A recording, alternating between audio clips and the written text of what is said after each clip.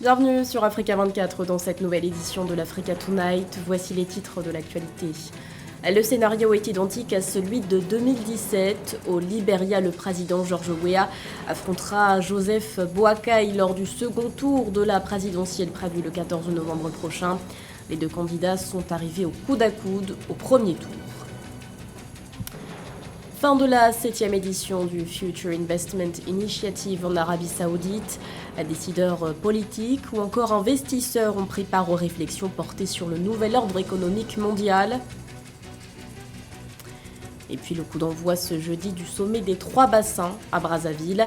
Face à l'urgence climatique, la préservation des écosystèmes du bassin du Congo, de l'Amazonie et du Bornéo-Mékong demeure un impératif puisqu'il représente 80% des forêts tropicales du monde.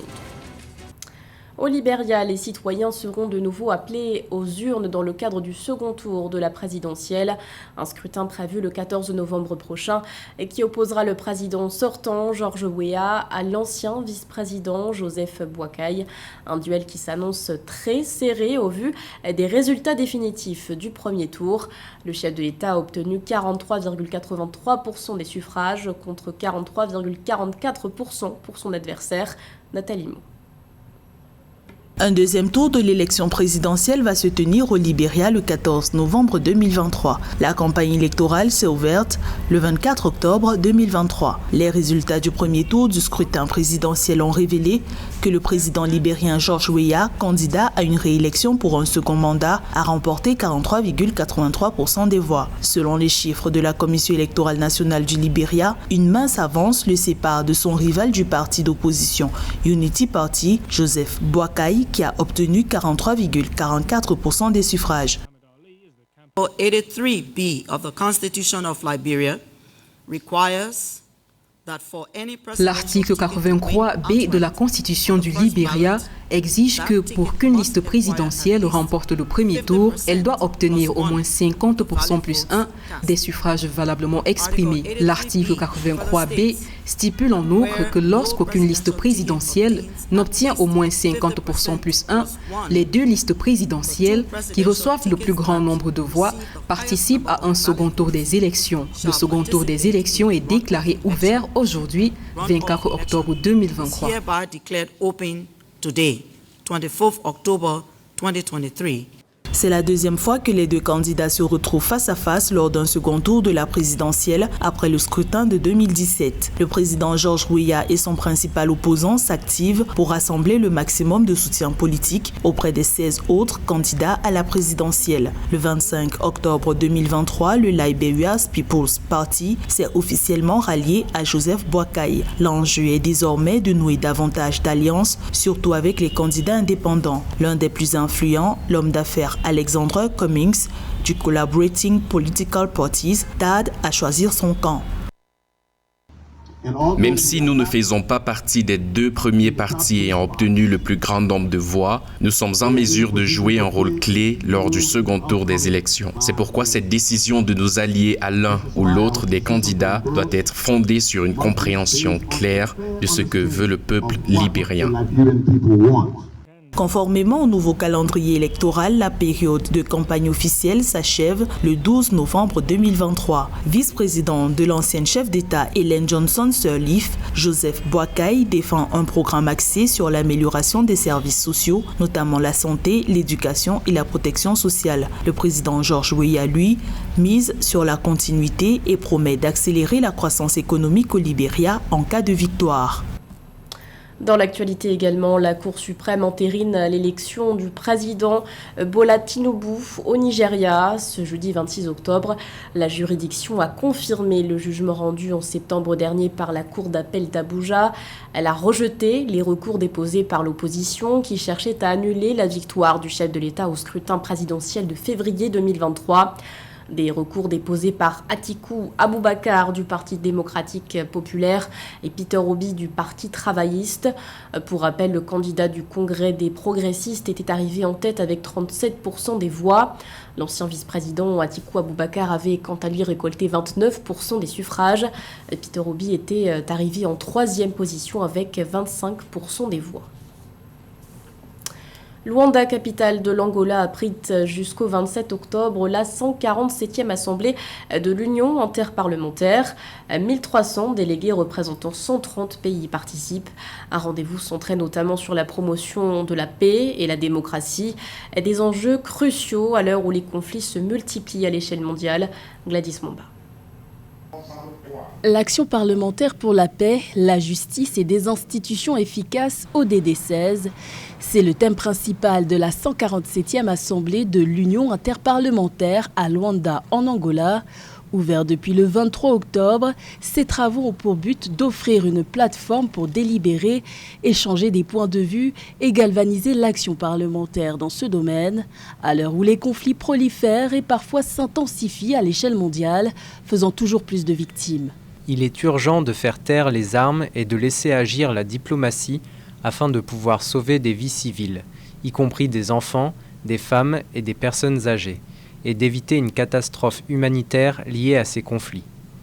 En tant que président en exercice de la SADC, Communauté de développement d'Afrique australe, ainsi qu'en tant que président de la Conférence internationale pour la région des Grands Lacs, nous avons intensifié nos efforts pour chercher des solutions communes et définitives afin de normaliser certains des conflits du continent africain par des actions diplomatiques intenses. Guerre, insécurité, conflits, chocs climatiques sont autant de réalités qui ont conduit au déplacement de près de 114 millions de personnes, selon le recensement fait par l'Agence des Nations Unies pour les réfugiés, HCR, à la fin du mois de septembre 2023. Parmi la dizaine de crises humanitaires qui perdurent dans le monde, la moitié se trouve en Afrique. Est venu le temps de l'action dans un élan partagé pour un dialogue constructif et inclusif conformément aux nobles idéaux interparlementaires au service du multilatéralisme.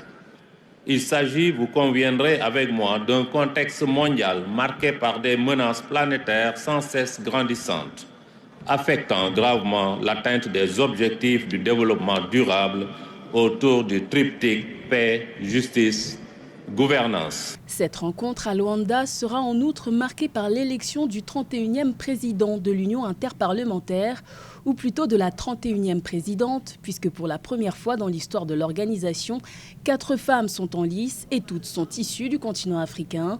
Le prochain mandat de 3 ans se jouera entre le Sénégal, la Tanzanie, le Malawi et la Somalie. Le verdict est attendu ce vendredi 27 octobre, lors de la clôture de ce rassemblement interparlementaire. Direction à présent l'Arabie Saoudite où la 7e édition du Future Investment Initiative s'est clôturée ce 26 octobre. Pendant 3 jours, plusieurs panels étaient organisés sur des thématiques épineuses telles que le climat, l'insécurité alimentaire ou encore les inégalités en matière de santé. Les réflexions étaient aussi axées sur le nouvel ordre économique mondial. Dans ce contexte, quel sera le rôle de l'Afrique? Le bilan de cet événement avec notre envoyé spécial à Riyad, Fraterne Dakaisenga. Quelle est la nouvelle boussole de l'économie mondiale? Quelle direction prend-elle au milieu de tous ces changements actuels? Où se dirige l'humanité? Eh bien, toutes ces questions et beaucoup d'autres ont fait l'objet des discussions très animées ici à Riyad, en Arabie Saoudite, où se clôture la 7e édition du Future Investment Initiative. Mais est-ce que ces questions ont abouti à quelque chose de concret? Et pourquoi faut-il qu'on discute de toutes ces problématiques maintenant? Comme tout navigateur, comme tout explorer qui cherche sa direction, il faut une boussole. Et donc nous avons proposé aux participants cette année d'écrire ensemble les principales caractéristiques de cette boussole et d'essayer de finalement dessiner ensemble, fabriquer ensemble ce New Compass, comme vous dites, qui est la nouvelle boussole, pour aider à trouver son chemin de comment on doit investir, dans quelle direction, dans quel secteur, dans quelle géographie. Et c'est un peu l'essentiel des conversations qui ont eu lieu cette année. Le Future Investment Initiative de 2023, c'était aussi plus de 200 panels de discussion sur presque tous les domaines de développement. Plus de 7000 participants, tous des experts venus du monde entier. Une occasion rare pour l'Afrique d'avancer ses pions sur l'échiquier mondial. Africa is ready. L'Afrique est prête pour les investissements Elle offre des milliers d'opportunités. Nous avons bien sûr des problèmes, mais comparé à eux, les opportunités sont énormes et nous devrions en profiter. Nous avons besoin d'un plan Marshall pour l'Afrique. Nous devons mobiliser assez de capitaux dans le continent pour nous permettre de nous rattraper et rehausser le niveau d'infrastructure nécessaire pour nous développer. Plusieurs sujets ont été traités par tous ces experts dans les domaines sur lesquels dépend ou va dépendre l'économie mondiale. Entre autres et surtout l'intelligence artificielle, cette nouvelle technologie qui bouscule et qui change déjà tout sur son passage.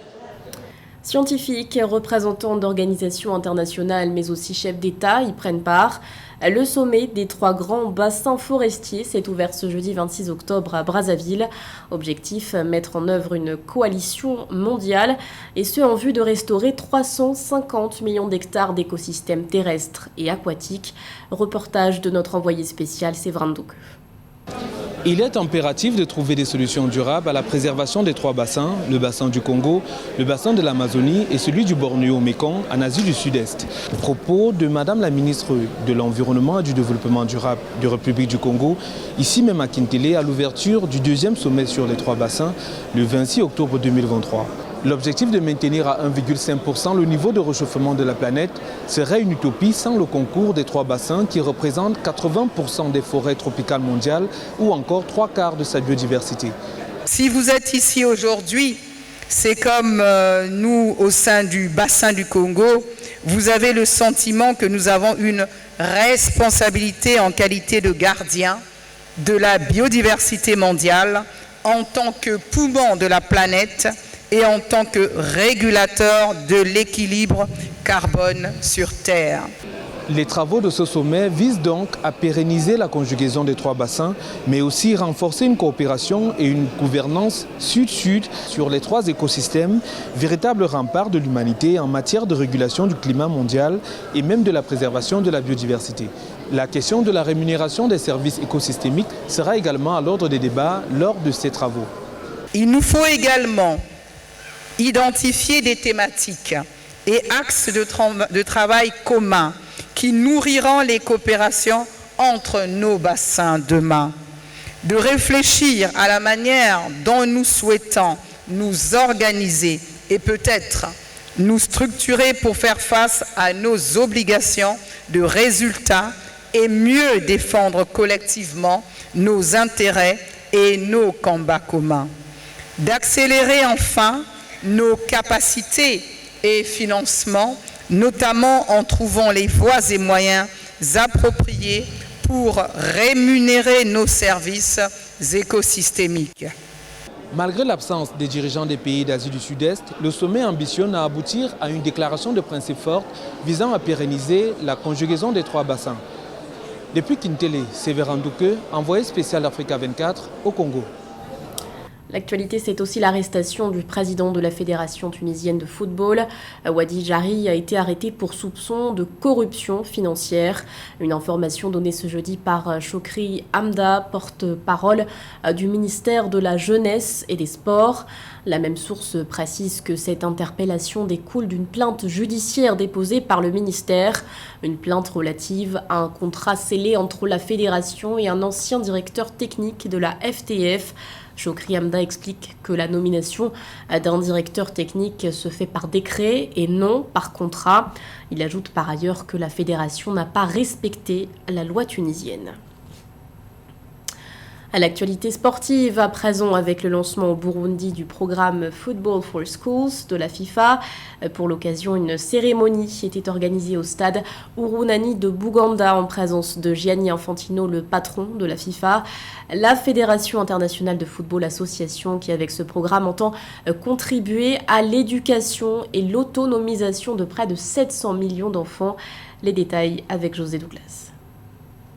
Aujourd'hui, le Burundi, c'est la capitale du monde.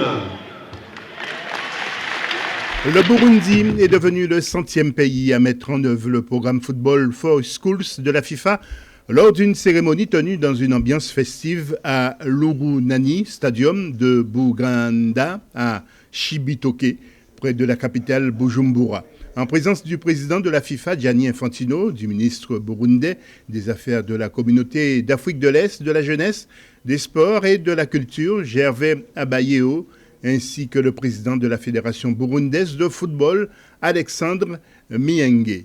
Grâce à ce magnifique projet Football for Schools, la FIFA et le Burundi unissent le monde. Nous unissons le monde à travers un projet de football, un projet d'éducation, un projet qui ouvre des opportunités aux jeunes garçons et filles de ce beau pays qu'est le Burundi. Arsène Wenger, directeur du développement du football mondial de la FIFA, Pierre Luigi Colina, président de la commission des arbitres, Gelson Fernandez, Yuri Djokaev, membre aussi de la FIFA, faisaient également partie de la délégation Football for Schools, vise à rendre la pratique du sport plus accessible aux jeunes en intégrant des activités footballistiques dans le système éducatif. Le déploiement de Football for Football dans la 100e association membre de la FIFA est l'occasion de saluer le travail, l'engagement et la générosité que toute l'équipe de la FIFA, et plus particulièrement l'équipe Football for Schools, mettent au service des associations membres. Les 100 écoliers burundais présents à la célébration ont fait vibrer le stade par leurs cris de joie lorsqu'ils sont remerciés le président de la FIFA. 1 500 000 ballons ont été déjà distribués depuis le lancement du programme à Porto Rico en 2019 et plus de 23 millions d'enfants utilisent l'application Football for Schools. Selon Arsène Wenger, la FIFA dispose de plusieurs projets éducatifs pour l'Afrique. L'objectif est d'offrir à tous les jeunes la possibilité de jouer au football en espérant voir bientôt de grands joueurs émerger au Burundi. C'était le journal de la rédaction. Merci de votre fidélité. L'actualité continue sur Africa 24.